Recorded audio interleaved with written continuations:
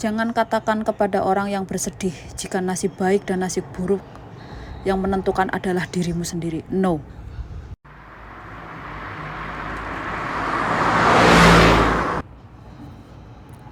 Hai guys, assalamualaikum. Kembali lagi bersama saya. Jadi guys, hari ini tuh seperti biasa ya, aku mau masak sambil ngoceh. Jadi aku tadi ke pasar guys. Aku nggak sempat ngerekam kegiatan aku di pasar ya, karena hari ini tuh gugup banget. Nenek aku bilang hari ini tuh nanti jam 2 itu mau keluar, jadi semuanya itu serba cepet gitu ya. Dia sih kayak gitu orangnya kan, kalau orang tua memang kayak gitu ya guys ya. Nah jadi guys, seperti biasa aku mau masak sambil ngoceh. Jadi nek masak orang ngoceh orang kepenak. Tapi aku sebelumnya mau ngucapin banyak terima kasih banget ya guys untuk kalian yang sudah subscribe channel aku, yang sudah ngedukung aku, yang sudah komen, yang sudah like, pokoknya lah ya guys. Tanpa kalian aku tuh nggak bakal semangat ya guys bikin konten. Jadi terima kasih banget buat subscriber dan juga penonton ya.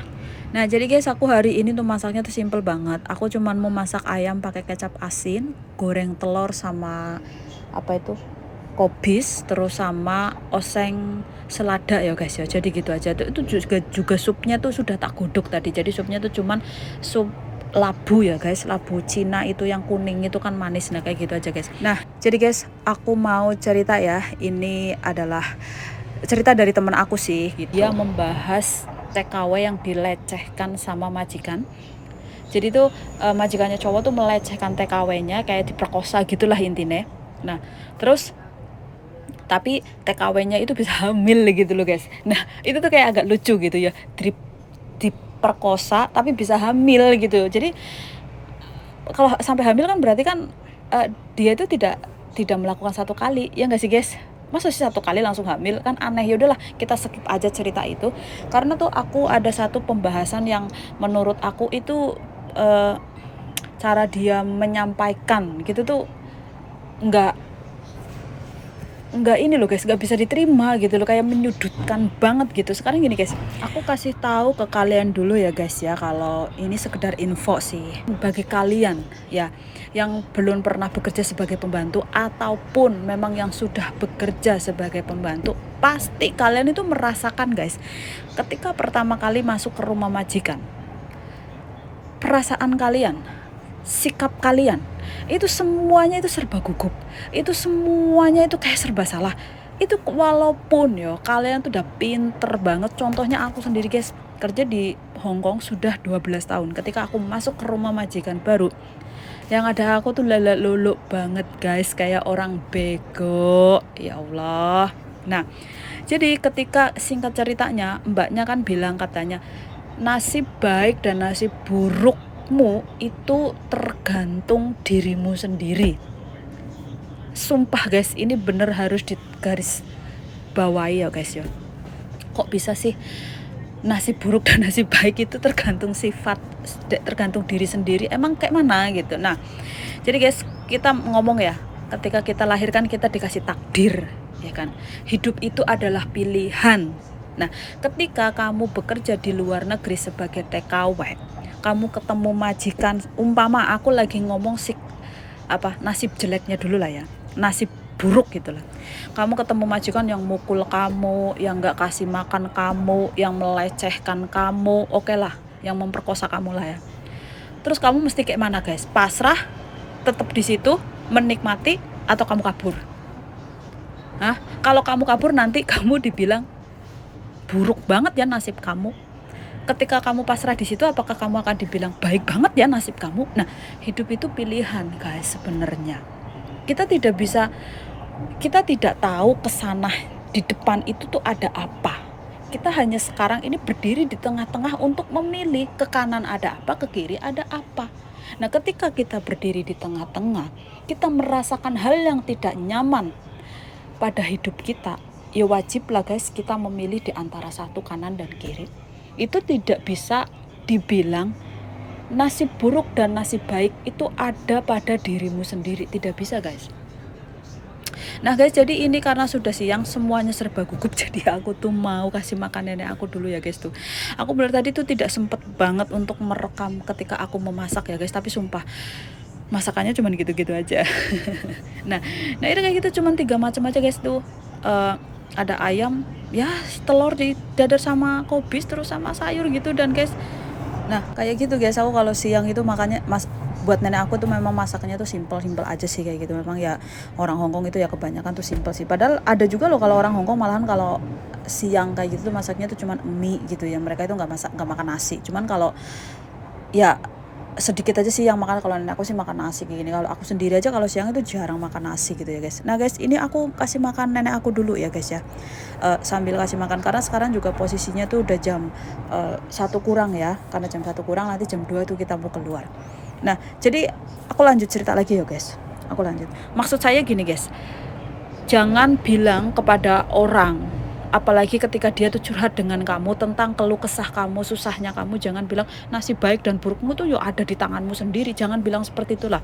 Tolong, kita tuh tidak pernah tahu di depan pilihan kita itu tuh seperti apa. Sekarang gini guys, kalau hidup itu adalah pilihan dan kamu itu tahu yang kamu pilih adalah buruk, mungkin gak sih guys kamu bakal memilih gitu loh guys. Jadi kita jangan bilang kayak gitu. Kadang-kadang tuh aku dulu pernah waktu uh, udah 1 tahun yang lalu, aku tuh pernah ketemu sama mbak-mbak yang jualan di taman.